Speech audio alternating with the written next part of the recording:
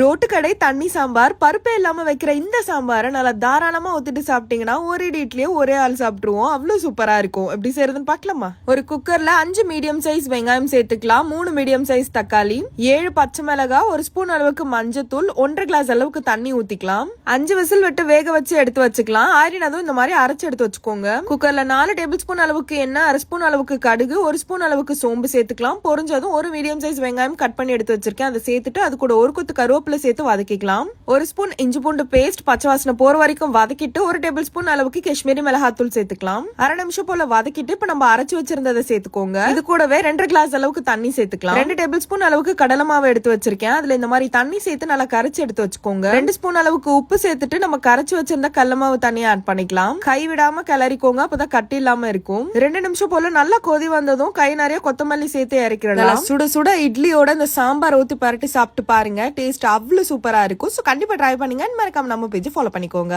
பாய்.